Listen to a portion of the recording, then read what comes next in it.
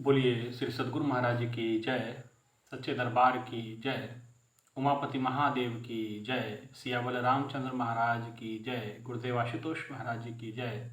सनातन धर्म की जय। प्रिय भगवत प्रेमियों, एक बार फिर आप सभी के समक्ष कुछ सत्संग विचारों को लेकर के उपस्थित हुए हैं। गुरु महाराज जी की असीम प्रेरणा से, ईश्वर की असीम कृपा से आज फिर आपके मध्य कुछ सत्संग विचारों को रखने का मन हुआ, तो आप लोगों के लिए सत्संग विचारों को हम लेकर के अपने इस YouTube चैनल के माध्यम से हम आपके सामने रख रहे हैं।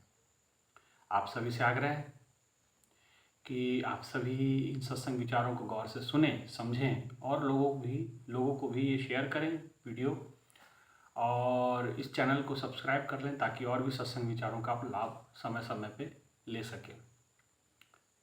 भाइयों बहनों, ईश्वर की असीम कृपा दया से हम सभी मानव जीवन को प्राप्त किए हैं और मनुष्य का जीवन बड़ा दुर्लभ है। मनुष्य का जीवन बड़ा कीमती कहा गया है और ये बार बार हमें नहीं मिलता। संतों ने बड़ा सुंदर समझाया कि मानव जन्म दुर्लभ है, होत न बारंबार, कि मनुष्य का जन्म बड़ा दुर्लभ है, ये बार बार नहीं मिलता। न मालूम कितने जन्मों के बाद हम जाकर के मनुष्य का तन को प्राप्त करते हैं, और जब तन प्राप्त कर लेते हैं तो हम बहुत कुछ भूल जाते हैं हम अपना वादा जो ईश्वर के आगे किया था, भूल जाते हैं ईश्वर को, भूल जाते हैं ईश्वर की बंदगी को। भाइयों बहनों, कहा जाता है कि जब हम माता के गर्भ में उल्टे लटके होते हैं तो हम भगवान के आगे प्रार्थना कर रहे होते हैं कि हे परमात्मा, मुझे इस गर्भ अग्नि से बाहर निकालो, और गर्भ अग्नि से बाहर निकाल करके मुझे मनुष्य का तन दो, मुझे मनुष्य का जन्म दो, जिससे मैं आपकी बंदगी करूं, मैं आपकी भक्ति करूं। आप संसार में मुझे भेजे हैं तो मैं अपने जीवन को सार्थक करूंगा ईश्वर की आपकी बंदगी करके। परंतु संसार में आने के बाद आपने अपना मन संसार में लगा लिया। संसार के विषय वासनाओं में हम जीवन जीते हैं, संसार के रिश्ते नातों के लिए हम अपना जीवन निकाल लेते हैं, लेकिन सब कुछ हम कर लेते हैं लेकिन कुछ नहीं कर पाते, तो ईश्वर की भक्ति कर नहीं पाते हैं, ईश्वर की बंदगी नहीं कर पाते। तो आज हम इसी बात पे विचार करेंगे। आज हम सोचेंगे, समझेंगे इस बात को कि मनुष्य जीवन आखिर इसका उद्देश्य क्या है, इसका लक्ष्य क्या है। तो बड़े गौर से, गंभीरता से इस सत्संग विचारों को सुनिएगा ताकि आप जीवन के लक्ष्य को, जीवन के उद्देश्य को समझ पाए।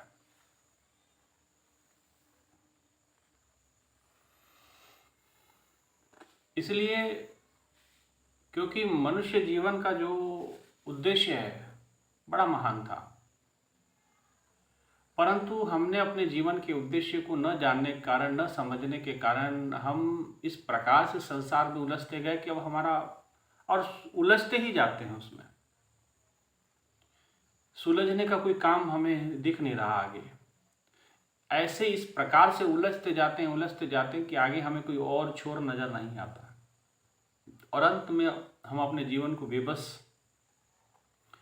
बेबस मृत्यु की शैया में हम गुजार देते हैं, चले जाते हैं, मौत के आगोश में पहुंच जाते हैं और जीवन अपना व्यर्थ कर जाते हैं। भाइयों बहनों, ये जीवन बड़ा महान था, जीवन बड़ा दुर्लभ था। संतों ने यूं ही नहीं इस जीवन की महिमा को गाया। इस जीवन के अंदर आपको एक बहुत बड़ी पूंजी परमात्मा ने दी थी, वो थी पूंजी श्वासों की।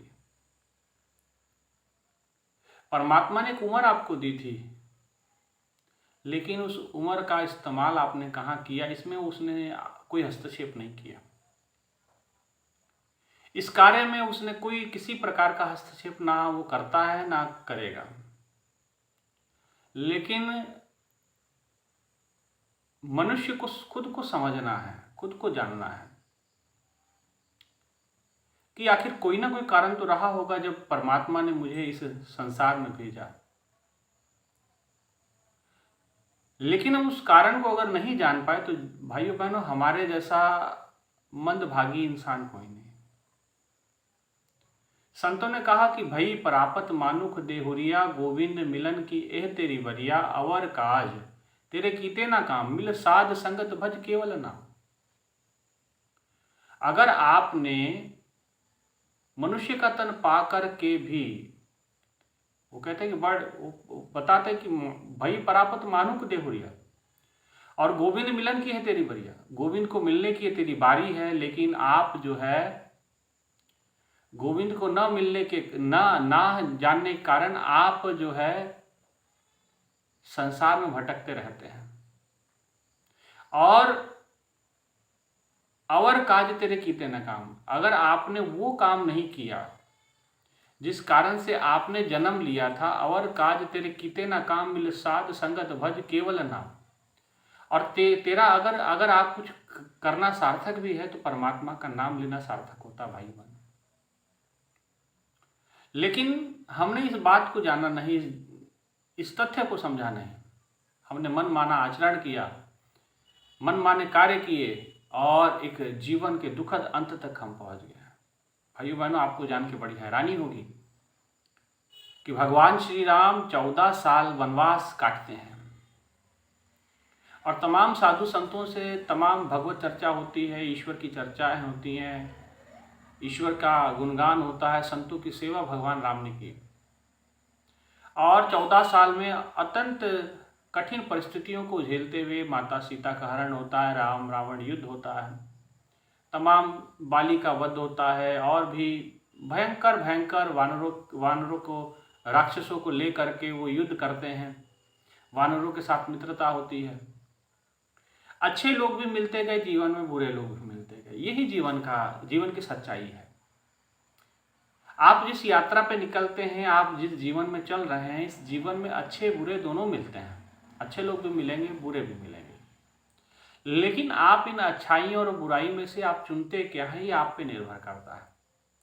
और जो बात मैं समझाना चाहता हूँ कि भगवान राम 14 साल का वनवास काट करके जिस समय वह अयोध्या वापस आते हैं, और अयोध्या वापस आने के बाद वो समस्त अयोध्या वासियों को एक दिन एकत्रित करते हैं। जब राजा बन जाते हैं तो सारे अयोध्या वासियों को एकत्रित करते हैं, और उस सभा में गुरु वशिष्ठ भी होते हैं, तमाम मंत्री परिषद भी होते हैं, और सारा अयोध्या का समूह,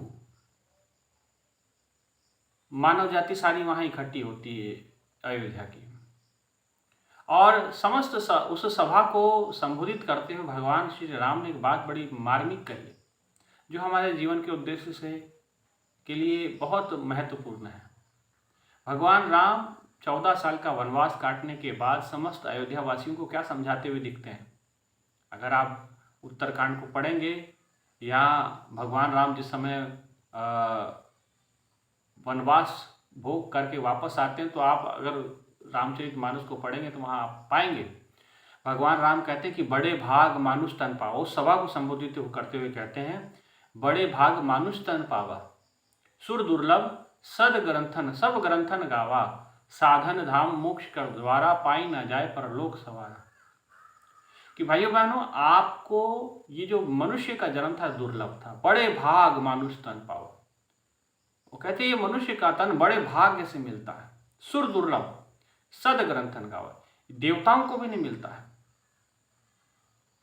देवताओं को भी मनुष्य का तन, सुर दुर्लभ सब ग्रंथन गावा, साधन धाम मोक्ष कर द्वारा, पाई ना जाई परलोक सवारा। ये आपका एक साधन के तरीके के था, साधन जैसा था, साधन धाम मोक्ष कर द्वारा। और इस साधन से आपको कहीं पहुंचना था, कहाँ पहुंचना था आगे उसका पता देते हैं, मोक्ष कर द्वारा, मुक्ति के मोक्ष के द्वार तक आपको पहुंचना था। लेकिन भाग्य की विडंबना रही कि आप मुक्ति के मोक्ष के मार्ग तक या मोक्ष के द्वार तक पहुंचे कि नहीं पहुंचे। अब विचार आपको करना है। भगवान राम कहते हैं बड़े भाग मानुष तन पावा। क्यों कहा उन्होंने? और केवल उनका वचन नहीं है, सभी संतों ने, सभी महापुरुषों ने कहा, गुरु नानक देव जी ने कहा, गुरु गोविंद सिंह जी महाराज ने कहा, कबीरदास जी ने कहा, रविदास महाराज जी ने कहा, माटी को पुत्रो कैसो नचत है, कि माटी का पुतला है किस प्रकार नाच रहा है, अपने जीवन के उद्देश्य को नहीं जान रहा। कबीरदास जी कहते कि मानुष जन्म दुर्लभ है, होता ना बारंबार, बार बार नहीं मिलता। भगवान राम भी वही बात कह रहे हैं। भगवान राम कह रहे हैं कि बड़े भाग मानुष तन पा, बड़े भाग्य जब आपके हो जाते हैं तब आपको मनुष्य का तन मिलता है। करुणा कर देत नर देही, एक जगह और रामचरितमानस में आता है। जब परमात्मा करुणा करता है तब जाके आपको नरदेह प्राप्त होता है। करुणा कर, उसकी करुणा के कारण से मिलता है। आप प्रार्थना करते हैं और भगवान करुणा दया करते हैं। करुणा कर देत नरदेही, हेत ईश बिन देत स्नेही। और वो बिना किसी कारण के, बिना किसी हेतु के, बिना किसी लोभ प्रलोभ के भगवान अपनी करुणा के कारण से आपको ये मनुष्य का जन्म देता है। एक सुनहरा अवसर देता है, एक गोल्डन अपॉर्चुनिटी है, और ये उसके स्नेह के कारण आपको मिलती है। ये अवसर, ये मौका आपको उसके परमात्मा के स्नेह की वजह से ही आपको मिलता है। और कहा जाता है कि भगवान राम कहते हैं कि मैं नहीं कह रहा, सब ग्रंथन गावा, सभी ग्रंथों में इस बात को गाया गया, दर्ज किया गया कि बड़े भाग मानुष तन पावा, कि मनुष्य का जन्म बड़ा दुर्लभ है। और सब ग्रंथन गावा, और क्यों दुर्लभ है, इसके पीछे क्या खास कारण है कि इसको दुर्लभ कहा गया? क्योंकि ये खास साधन है। साधन धाम मोक्ष कर द्वारा, ये साधन है कहाँ तक पहुंचने का? मोक्ष तक, मुक्ति तक पहुंचने का ये एक साधन है। मोक्ष कर द्वारा पाई ना जाई परलोक सवारा, इसको प्राप्त करके आप अपना लोक परलोक सब कुछ सवार सकते थे। ये भगवान श्री राम कह रहे हैं। और भगवान श्री राम कह रहे हैं कि आप, ये एक साधन है। साधन किसे कहते हैं आप? साधन का अभिप्राय क्या है? ये शरीर जहां देव दुर्लभ है, इसको साधन की उपमा आखिर क्यों देगी? इसे क्यों साधन कहा गया?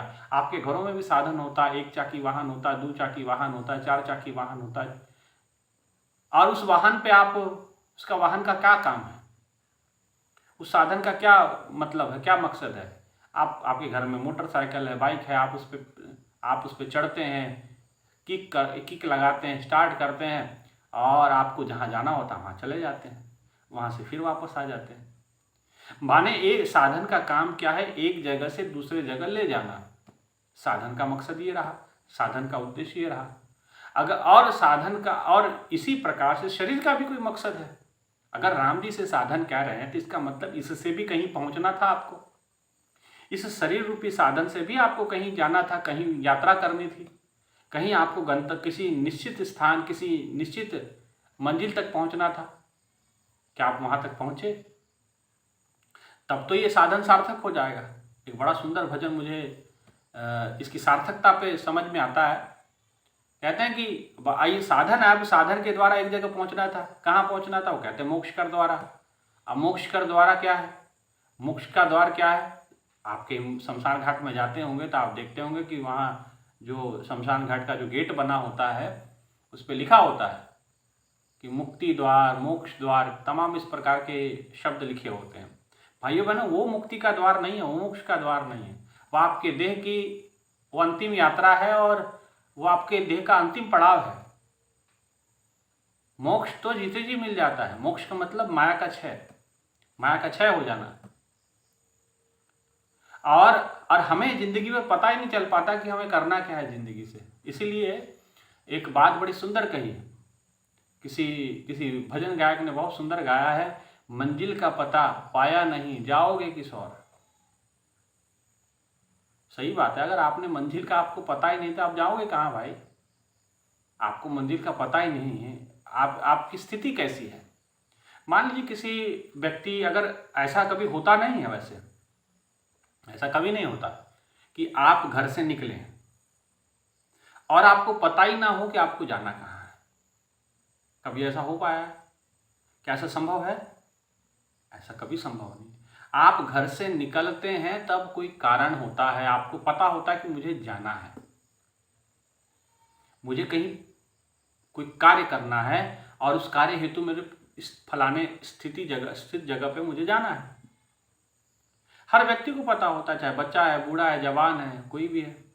घर से निकलते हैं, घर से कदम डालते हैं तो आपको पता होता है कि आपको कहाँ जाना है। लेकिन भाइयों बहनों, आपने जन्म लिया, आपको पता ही नहीं कि आपको करना क्या है। मंजिल का पता ही नहीं पता। मंजिल का पता पाया नहीं तो जाओगे किस और। आपकी स्थिति ऐसी है जैसे कोई व्यक्ति, कोई यात्री बस में बैठ जाए, कोई व्यक्ति ने बस को हाथ दिया और यात्री जो है बस में सवार हो गया। अब बस का कंडक्टर जो है जब टिकट काट रहा है, वो टिकट काटते हुए पहुंचा यात्री के पास जो अभी चढ़ा है।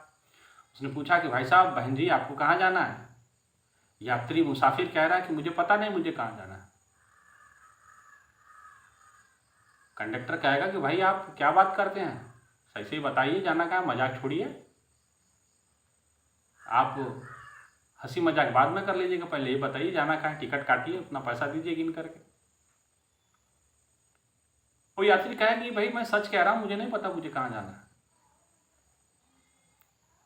वो एक दो बार तो आपकी बातों को हंसी में ले लेगा, लेकिन बाद में वो एक विसल मारेगा और ड्राइवर को एक इशारा करेगा कि महाराज, चालक महोदय, गाड़ी रोकिए, लगता है हमारी गाड़ी में कोई पागल व्यक्ति चढ़ गया है जिसे यही नहीं पता कि जाना कहाँ है और चढ़ गया हमारी बस में।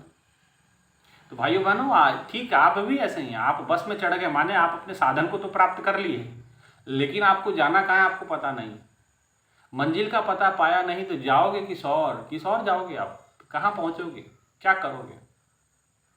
इसलिए बहुत से यक्ष प्रश्न हमारे जीवन के हैं भाइयों, जो बहनों, जो खड़े हैं हमारे सामने, मुंह ताने खड़े हैं, लेकिन हम उसके उत्तर नहीं ढूंढ पा रहे हैं।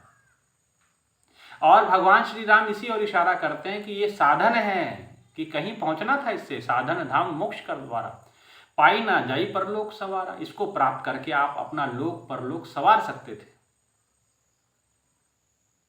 लेकिन आपने वो काम नहीं किया। पर अब इसके बाद की अगर स्थिति देखें तो क्या हमने इस जन्म को, जीवन को पा करके, हम मनुष्य तन को प्राप्त करके, क्या हमने अपने मूल काम को किया?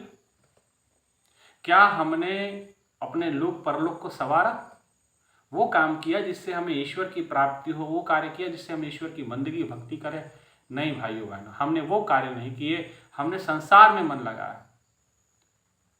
भक्तिहीन सब जगत निखट्टू, आपस में जैसे लड़बे भिड़वे को जैसे जंगी टट्टू, नित्य इनकी मति भ्रमत रहत है जैसे लुलुप लट्टू।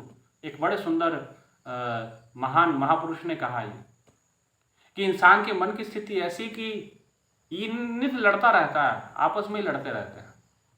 नित्य इनकी मति भ्रमत रहता है जैसे लुलुप लट्टू।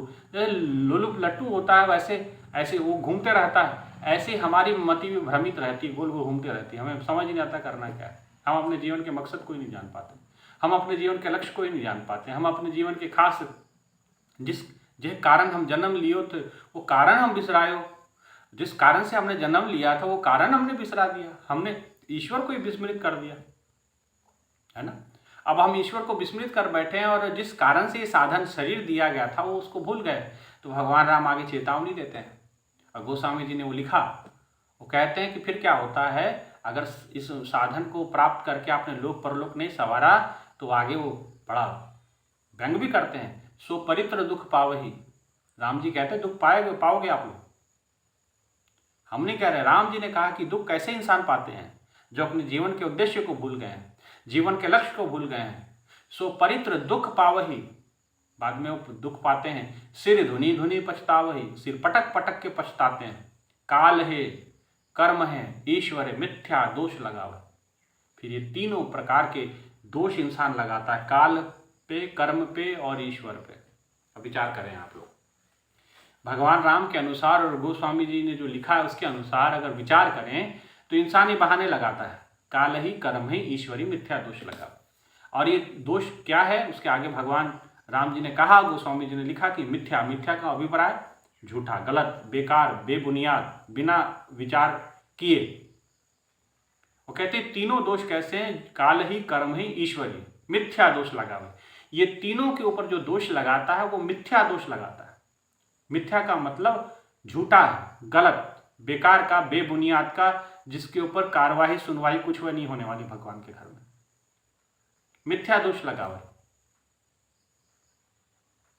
भगवान कहते हैं कि बाद में तो सिर पटक पटक के, सिर धुनी धुनी पछतावे, पटका पटक के पछताओगे सर को, लेकिन फिर पछताए होत का, जब चिड़िया चुग गई खेत। लेकिन जब समय निकल गया तो उसके बाद पछताने में क्या होगा, है ना, तब आपका पछताना किसी काम में नहीं आएगा। इसलिए भाइयों बहनों हमें विचार करना है। अब भगवान कहते हैं काल है, काल का मतलब होता है समय।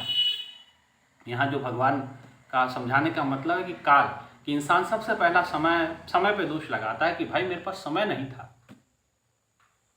ये बहाना तो आप हमको दे सकते हैं, आश्रम वासियों को दे सकते हैं। सत्संग, मैंने किसी से कहो सत्संग में आओ, भैया समय नहीं है, स्वामी जी समय नहीं है, बहन जी समय नहीं है। अरे भाई समय नहीं तो समय गया कहाँ आपका? और ये भगवान के पास भी जा करके यही बहाना, राम जी के अनुसार मुझे तो लगता है यही बहाना वहां भी लगाएंगे कि मेरे पास समय नहीं था। अरे भाई समय था, अगर समय नहीं होता तो आप मर नहीं जाते। आप कहीं भारत के क्षेत्र में भ्रमण करिए, एक क्षेत्र पड़ता है, वहां आप कोई व्यक्ति मर जाते तो कहते भैया इनका इतना ही समय था, इसका समय पूरा हो गया इसलिए वो मर गया, इतना ही लिखा था इसका। ऐसी बातें भी आप अक्सर सुनते होंगे। तो समय है करके ना व्यक्ति जी में, समय तो था, भगवान ने समय तो दिया था। जन्म से लेके जब से आपकी आंखें खुली, प्रथम श्वास से लेके अंतिम श्वास के बीच में, मान लीजिए दूसरी भाषा में कहूँ, दूसरे शब्दावली में कहूँ तो जन्म से लेकर के मृत्यु पर्यंत, जन्म से लेके मृत्यु पर्यंत आपको समय ही समय था। जन्म से लेके मृत्यु तक, आंखें खोलने से लेके आंखें हमेशा के लिए आंखें बंद करने तक का, प्रथम आंखें खुली और अंत में जब आंखें बंद हुई तब तक का समय आपके पास था। उस समय आपने क्या किया उसका हिसाब तो भगवान मांगेगा। और इंसान ने तो बड़ा आसानी से कह दिया कि मेरे पास समय नहीं है। भाइयों बहनों समय तो आपके पास था, लेकिन समय आपका वहां लगा जहां आपकी रुचि थी, जहां आपकी इच्छाएं जुड़ी थी, जहां आपकी मनोकामनाएं जुड़ी थी, जहां आपकी तीव्रता थी। जिस चीज को प्राप्त करने के लिए आपने, उस वस्तु को प्राप्त करने के लिए आपने समय लगाया, आपने संसार को उपजाने में समय लगाया, आप संसार को पोषकता प्रदान करने लगे। आपको लगा कि संसार अगर हम नहीं चलाएंगे तो कोई कौन क्या चलाएगा, कैसे चलेगा हमारा घर, ये ना होगा, हमारी हालत बड़ी खराब है। लोग कहते हैं हमारे पास समय नहीं। भाई बना समय तो था, आपकी समय आपकी इच्छा के अनुसार गया, जहां आप चाहते थे आपने समय वहां व्यतीत किया। लेकिन अब आप अपने समय का आकलन कीजिए, आप अपनी मन का आकलन कीजिए। क्या आपके मन में, क्या आपके जीवन में ईश्वर की इच्छा थी, ईश्वर की बंदगी की इच्छा थी? और जब ईश्वर की बंदगी की इच्छा नहीं थी, ईश्वर की भक्ति की इच्छा नहीं थी, तो आपने ईश्वर की भक्ति में समय नहीं लगाया, जहां जीवन सार्थक हो सकता था, जहां जीवन सफल हो सकता था। आपने भक्ति छोड़, बंदगी छोड़, तमाम वो काम किए जिससे आप उलझते गए, ऐसे उलझे कि अब सुलझने का काम नहीं है। अब आप जीवन के उस अंतिम पड़ाव पे आप पहुंच गए हैं जहां आपको अब कुछ दिखाई नहीं दे रहा है। अब हम विचार करने लगते हैं कि अब हम क्या करें, हमने क्या किया, क्या खोया, क्या पाया। इंसान सबसे पहला बहाना लगाता है मेरे पास समय नहीं था। ये समय के बारे में बात बता रहा हूं, काल का मतलब समय। अब भगवान कहते हैं ये पहला दोष मिथ्या है। क्यों मिथ्या है? क्योंकि समय तो भगवान ने दिया था जन्म से लेकर मृत्यु पर्यंत, लेकिन हमने समय का सदुपयोग नहीं किया, समय का उपयोग वहां नहीं किया था। गुरुदेव आशुतोष महाराज जी, जिनका स्वरूप आप ठीक हमारे आसन पे, गुरु महाराज जी आसन पे शोभायमान चित्र को देख रहे हैं, स्वरूप को देख रहे हैं, गुरु महाराज जी की कृपा से। गुरु महाराज जी ने अक्सर ये बात कहते हैं, गुरु महाराज जी कहते हैं भगवान ने आपको भाग्य दिया, ईश्वर आपको भाग्य देता है, इस भाग्य को सौभाग्य में बदलना आपके हाथ में है, इस भाग्य को दुर्भाग्य में परिणित करना ये भी आपके हाथ में है। भाग्य भगवान देता है, लेकिन भाग्य को सौभाग्य में बदलना है या दुर्भाग्य में बदलना है, ये खुद इंसान के हाथ में होता है, ये खुद मनुष्य के हाथ में होता है। इसलिए आवश्यकता हम लोगों को थी कि हम क्या करें, हम ऐसा क्या करें जो हमारा भाग्य सौभाग्य में बदल जाए। और हम ऐसा काम कर जाते हैं कि हमारा भाग्य दुर्भाग्य में बदल जाता है। जन्म मिला, मृत्यु तक अब हमारे पास जीवन था, लेकिन हमने जीवन की सच्चाई को नहीं जाना, जीवन की नश्वरता को नहीं पहचाना, और हमने समय वहां लगाया जहां, और बड़ा सुंदर कहा संतों ने। सहजो बाई कहती आए जगत में क्या किया, तन पाला की पेट, सहजो दिन धंधे गया रहन गई सुख लेट। अरे आके किया क्या आपने संसार में, किया क्या? आए जगत में क्या किया, तन पाला की पेट, सहजो दिन धंधे गया रहन गई सुख लेट। आपने संसार में आके किया क्या? संसार को पाला पोषा, खा खा के पेट बढ़ाया कि अपने जीवन को सार्थक किया? वो कहते सहजो दिन धंधे क्या रहन गई सुख लेट। दिन में आकर के आप काम धंधे करते हैं, शाम को भोजन करके रात्रि शयन में बिता देते हैं, सो जाते हैं, सुबह उठ के फिर वही काम। आए जगत में क्या किया, तन पाला की पेटा। आपने संसार में आके किया क्या, इस पे विचार तो करना बनता है कि नहीं? संतों ने क्यों कहा। और भाइयों बहनों, जो समय आपके हाथ से निकल जाता है वापस नहीं आता है। कहते कि जैसे फल अगर पेड़ से गिर जाए वो वापस डाली के साथ जुड़ता नहीं है। जैसे शीशा एक बार, कांच एक बार टूट जाए तो वापस जुड़ता नहीं है। इसी प्रकार से जो हाथ से समय, जीवन में से जो समय व्यतीत हो गया, आपकी उम्र में से जो उम्र बीत चुकी है, वो आपके हाथ में नहीं है। इसलिए अब हमें समझना होगा, हम अपने जीवन की जागरूकता को समझे, जीवन के प्रति सचेत हो जाए। संतों ने कहा जाग ले हो रे मना जाग ले हो, कहाँ गाफिल सोया, जो सन उपजा संग सो भी संग ना होया। कि गाफिल कहाँ सो रहे हो आप? अरे मुसाफिर जागते रहना, नगर में चोर आते हैं, शरीर में चोर बैठे हैं 5 चोर, काम क्रोध लोभ मोह अहंकारा, जो आपको दिन रात लूट रहे हैं, आपको दिन रात बर्बाद कर रहे हैं, आपकी श्वासों की पूंजी को चुरा रहे हैं, और आप ऐसे गफलत की नींद में सोए हुए हैं, आप ऐसे गफलत की जिंदगी जी रहे हैं। वो कहते हैं मुसाफिर जागो। अरे भाई जाग, जाग जाग दीवाने, तेरी उम्र रही है, अभी तेरी उम्र बीत जा रही है, पता नहीं चलेगा। समय का पक्षी उड़ता जाता, तू क्यों प्राणी नाम न गाता, उल्फत में दिन रात कटे, अफसोस की खाली हाथ चले, अंत में खाली हाथ जाओगे। और समय उड़ता जाता है, बीतता नहीं है। अक्सर कई लोग कहते क्या करते हैं, लोग कहते हैं हम समय पास करते हैं, टाइम पास कर रहे हैं। भाइयों बहनों, टाइम को भी कोई पास कर सका है? टाइम को कोई पास नहीं कर पाता, टाइम ने सबको पास किया है। बड़े बड़े राजा महाराजा आए और गए, हाँ, लेकिन आज भी हम उन लोगों को याद करते हैं जिन्होंने बंदगी की, भक्ति की। कबीरदास, रविदास, मीराबाई, ये वो लोग थे जिन्होंने अपने जीवन में ईश्वर को महत्व दिया, ईश्वर की भक्ति को महत्व दिया। ध्रुव, प्रहलाद, तमाम हमारे ऋषि मुनि, हम उन लोगों को, हनुमान जी को, हम उन लोगों को याद करते हैं। गुरु नानक देव जी को याद करते हैं, गुरु गोविंद सिंह जी को याद, छत्रपति शिवाजी को, जिन्होंने अपने जीवन की सार्थकता को समझा कि हमारा जीवन है और इस जीवन को लगाना कहाँ है, जीवन का मकसद क्या है, जीवन का उद्देश्य समझा उन्होंने, तभी तो इतने महान बन गए। आप अपने जीवन के उद्देश्य को नहीं समझ पा रहे। भाइयों बहनों, जो समय आपके हाथ से निकल जाएगा वो आपके हाथ में आएगा नहीं। इसलिए समझें, ये भगवान का दिया हुआ बहुत बड़ा उपहार है, ये जीवन, ये वर्तमान। अक्सर लोग कहते हैं कि भाई समय नहीं है, समय नहीं है। समय तो गया आपका टीवी देखने में, समय आपका गया सीरियल देखने में, समय आपका गया निंदा चुगली करने में। समय अगर वो भी नहीं करते तो लोभ आपके सर पे इतना हावी होता है कि दिन रात काम काम, पैसा पैसा पैसा, ऐसा दिमाग में पैसा छाता है कि एक दिन पैसा पैसा करते कि आदमी की हवा निकल जाती है। हाय पैसा करता है और हाय हाय करते मर जाता है। ये तो इंसानी स्थिति है। मनुष्य इतना महान जन्म मिला, लेकिन किसके लिए? कौड़ियों के बदले। हीरे जैसा जन्म मिला था, कौड़ी बदले जा, ये हीरों के जैसा जन्म मिला था, वो कौड़ी के बदले हमने व्यतीत कर दिया। विचार तो करें कि हमने जीवन के साथ किया क्या।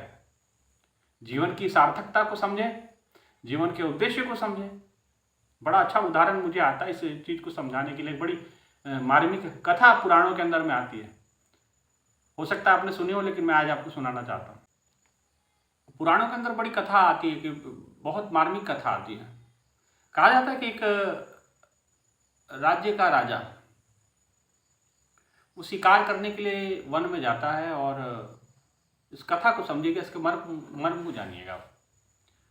और वो शिकार करने के लिए जंगल में चला गया।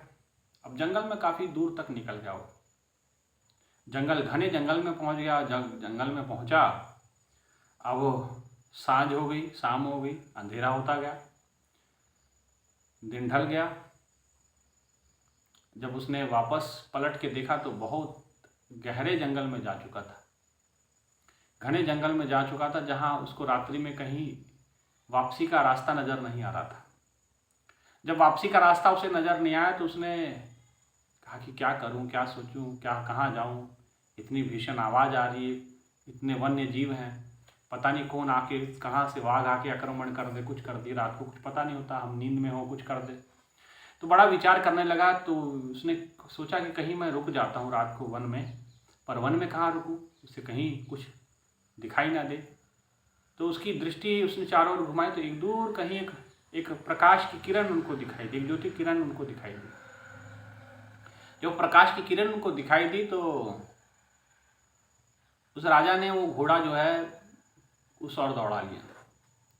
वो जो रोशनी की किरण जो आ रही थी, वो जो रोशनी थी वो एक गरीब व्यक्ति के घर से आ रही थी, एक कुटिया में से आ रही थी। जंगल के बीच में कुटिया बना के वो रहता था।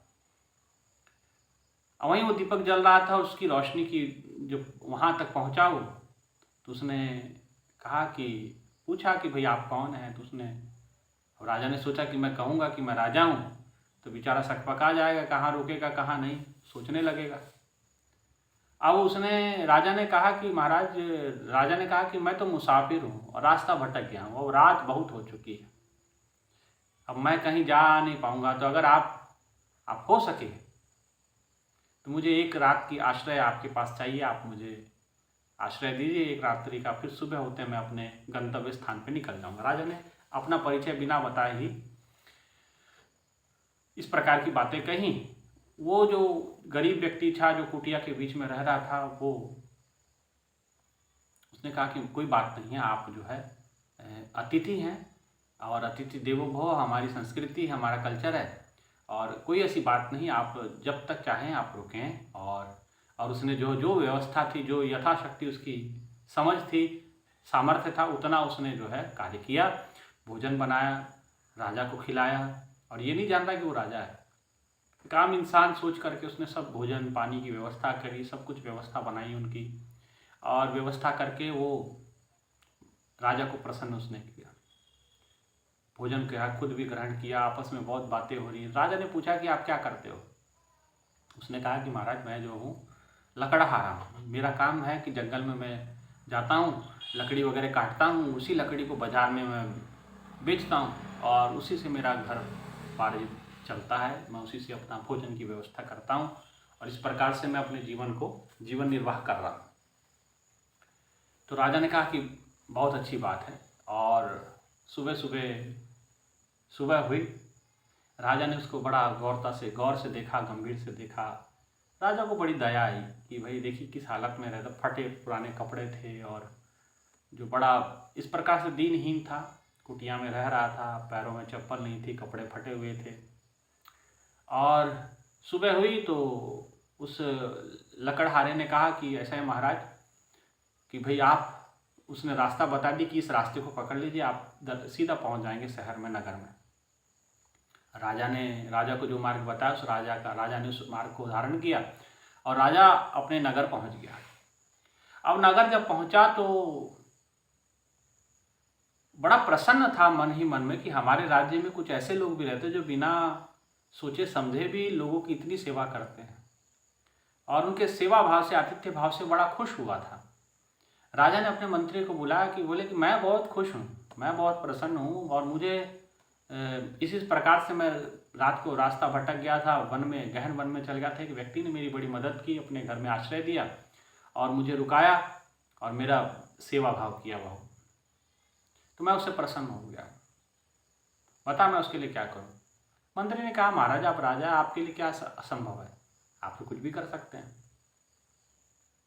बोले मुझे इस बात का दुख है कि वो बहुत गरीब है और तन पे पूरे वस्त्र नहीं थे, और तो महाराज आप तो राजाओं के राजा हैं, महाराजा हैं, आप चाहे तो उसकी गरीबी क्षण में दूर कर दें, तो आप उसकी गरीबी दूर कर सकते हैं। आप उसको, अगर उसका सत्कार ही करना चाहते हैं, आप उसको बुलाइए और उसका सत्कार कीजिए, सम्मान कीजिए। राजा को बात समझ में आई। राजा ने कहा ठीक है, ये बात सही है।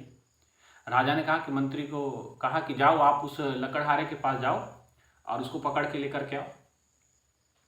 के आओ दरबार में, उसको सम्मानित किया जाए।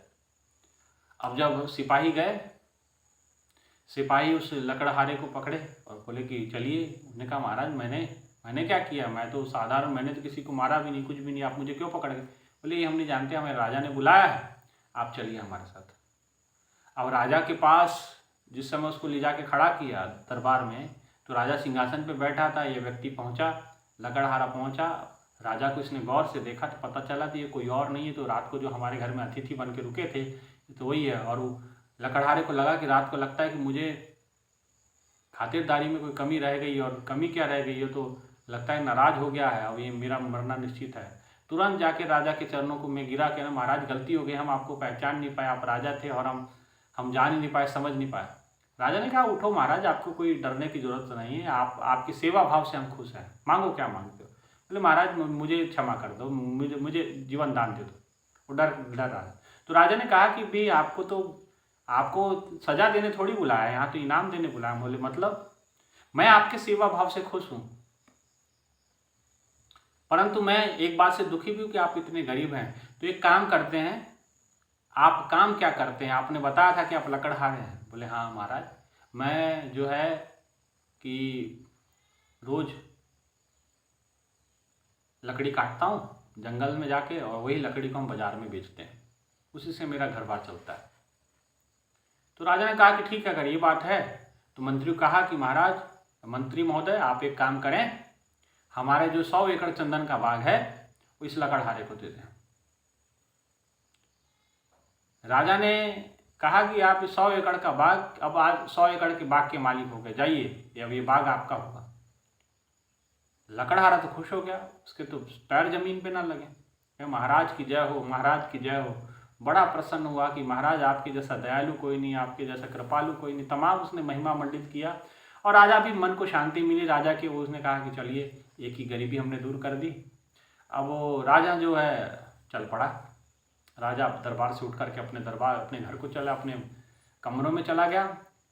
और मंत्री ने 100 एकड़ बगीचा जो है इसको नाप के दे दिया कि ये बगीचा आज के बाद तेरा, चंदन का बगीचा। काफी समय बीता, अब वो मालिक बन गया चंदन के बगीचे का, उसके हवाले चंदन का बगीचा कर दिया गया। काफी समय जब बीत गया, राजा एक बार अपने नगर भ्रमण पर निकला, हाथी पे सवार था, और राजा के मन में था कि अब वो व्यक्ति तो उसकी गरीबी दूर हो गई होगी। मंत्री से पूछा, मंत्री ने भी कहा कि महाराज अब तो अमीर हो गया होगा आपकी तरह, 100 एकड़ चंदन का बाग थोड़ा थोड़ी होता है। तो एक दिन जब नगर पे भ्रमण पे राजा निकला, तो राजा ने देखा कि अचानक उसकी एक व्यक्ति पे नजर पड़ी। आज भी वो फटे वस्त्रों में था, एक व्यक्ति जो फटे वस्त्रों में था, पैरों में चप्पल नहीं है, कपड़े फटे हुए हैं, तमाम उसकी दयनीय स्थिति है। राजा ने जब उसके मुखमंडल पे जरा नजर डाली तो पता चला कि ये तो वही लकड़हारा है जिसको हमने 100 एकड़ चंदन का बाग दिया था। 100 एकड़ चंदन का बाग दिया था, लेकिन आज भी इसकी हालत ऐसी की ऐसी है। ऐसा क्यों, ऐसा कैसे हो गया? राजा ने वहीं अपना भ्रमण रोका और तुरंत राजमहलों में वापस आया और मंत्री को बुलाया कि महाराज, मंत्री जरा आओ इधर। बोले कि मैंने एक व्यक्ति को देखा, वो व्यक्ति जिसको हमने 100 एकड़ चंदन का बाग दिया था, आज भी वो फटे वस्त्रों में घूम रहा है। आप तो कह रहे थे उसकी गरीबी दूर हो गई होगी, लेकिन मुझे नहीं लगता कि वो गरीबी, और वो आज भी बुरा हाल था, आज भी उसकी स्थिति दयनीय है। हमने तो 100 एकड़ चंदन का बाग दिया था, आज उसकी स्थिति ऐसी क्यों है? महाराज ये तो जाने के बाद ही पता चलेगा। तो राजा ने मंत्री को आदेश दिया कि जाओ जरा उस व्यक्ति को लेकर क्या किया उसने 100 एकड़ चंदन का बाग, अमीर क्यों नहीं बनाओ। जो मंत्री ने फिर अपने सैनिकों को भेजा। अब सैनिकों को भेजा तो अब लकड़हारा पहले की तरह अब सोचा रहा होगा कि इस बार भी राजा कोई मदद करने के लिए, राजा कुछ दया करने के लिए हमें बुला रहा है। इस बार डरा नहीं, कहा चलिए। चला आया, राजा के दरबार में उसको ले जाके खड़ा किया। तो आज भी जैसे पुरानी जिंदगी उसकी थी, जैसे हालत खराब पहले थी, आज भी वैसी हालत उसकी खराब है। राजा ने कहा कि आपकी ऐसी हालत क्यों है? बोले महाराज मैं तो लकड़ा रहा हूँ, मैं तो शुरू से ऐसे रहता हूँ। राजा ने समझा कि ठीक है वो रहते, लेकिन आपको हमने 100 एकड़ चंदन का बाग दिया था, आप अपनी गरीबी दूर कर सकते थे। तो क्या महाराज, किसी को बाग देने से गरीबी थोड़ी दूर हो जाती है? राजा सुन के उसका उत्तर हैरान हो गया। राजा ने कहा कि आप उसका किए क्या हैं? बोले महाराज जब आपने चंदन का बाग हमको दे दिया, वो बाग हमको दे दिया, तो हम पे आपने बहुत बड़ी कृपा की, आपका तो एहसान हम भूल नहीं पाएंगे। राजा ने कहा कि मैं ये नहीं बोल रहा हूँ, मैं पूछ रहा हूँ कि आपने किया क्या। बोले महाराज आप तो जानते हैं कि मेरा काम लकड़ी काटने का है, मैं लकड़ी काटता हूँ और बाजार में लाके बेचता हूँ, तो मुझे कुछ मूल्य मिल जाता है और उस मूल्य से, उस पैसे से मैं अपना घर बार चलाता हूँ, ये मेरा काम है। लेकिन जब आपने मुझे चंदन का बाग दे दिया, उस बाग में से पहले लकड़ी काट के अगर मैं बेचता हूँ तो मुझे जो है कम पैसे मिलते थे। मैंने पता किया कि लकड़ी को अगर कोयला बना के बेचो और कोयला का पैसा, आय दुगनी हो जाती है, आमदनी ज़्यादा हो जाती है।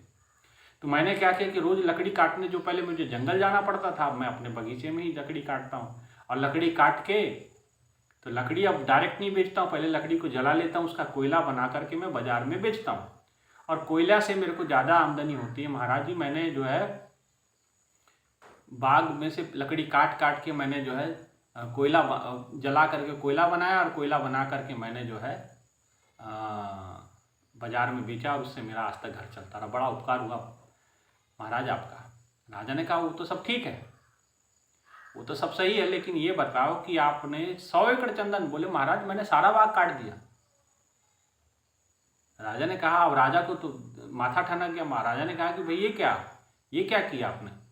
राजा ने कहा कि ये आपने क्या किया? तो बोले कि महाराज अब ये मैं लकड़ा आ रहा हूँ, मैं तो लकड़ी काटूंगा। तो राजा ने कहा कि भाई अब इसको एहसास तो दिलाया जाए कि कितनी बड़ी मूर्खता इसने की है, कितना बड़ा इसने ब्लंडर किया है, कितना बड़ा इसने मेजर मिस्टेक की है। उसका एहसास ही नहीं कि चंदन की आखिर कीमत क्या है, कदर क्या है। और कहते हैं कि समय उसने कहा कि अच्छा ये बताओ, बोले इसको एहसास तो दिलाना चाहिए कि इसने क्या गलती की है। राजा ने कहा कि उसमें से कुछ लकड़ी बची है चंदन की? बोले महाराज नहीं, अब कुछ भी नहीं बचा है। राजा ने कहा दिमाग पे जोर डाल, शायद कुछ बचा हो, कुछ सामान हो आपके पास, कोई आपके पास लकड़ी का कोई छोटा सा टुकड़ा ही बचा हो। तो बड़ा सोचने लगा तो वो कहे महाराज कुछ नहीं बचा। फिर उसने यकायक एक बात कही, वो बात ये कही कि महाराज मैंने एक बार जब लकड़ी काट रहा था तो लकड़ी काटते काटते मेरे जो कुल्हाड़ी का जो दस्ता था, जो हैंडल था, जो लकड़ी का डंडा उसमें डलता है, वो डंडा टूट गया।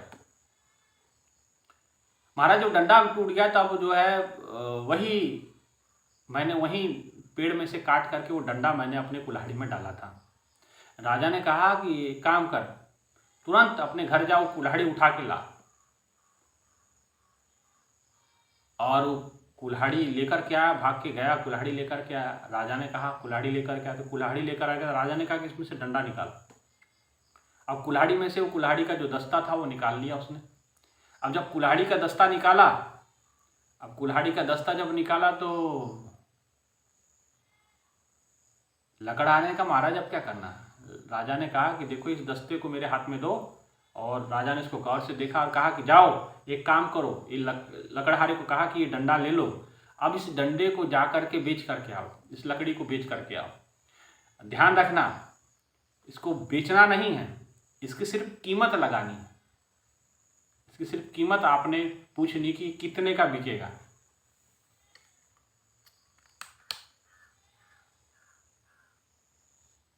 इसकी सिर्फ कीमत आपको लगानी है,